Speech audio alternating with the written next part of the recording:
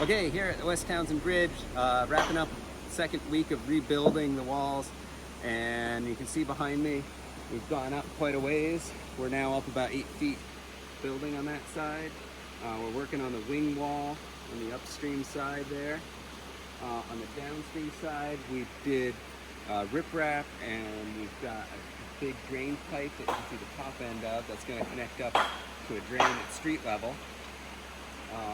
And then spinning around to the other side, we've got wall built up here now.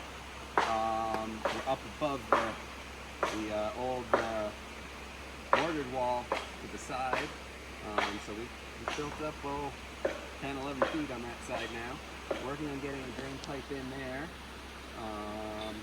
And continuing to come across, we're working on balancing the weight on the bridge. We can't have too much weight build up on one side till the other side gets built up.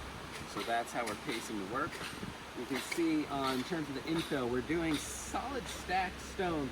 We're using a little bit of crushed stone just as some fill and padding between our big blocks, but it's almost all hand stacked stone built through. You can see the depth of our through stones, and then in the core we set more granite blocks. So the whole thing ends up as solid stacked stone. You can see if you swing around to the other side again, the granite blocks that are there, that's what's building up, and you can see down on the floor that there's some of those buried as well, or essentially buried in our wall. So we're building this as a 14-foot thick wall.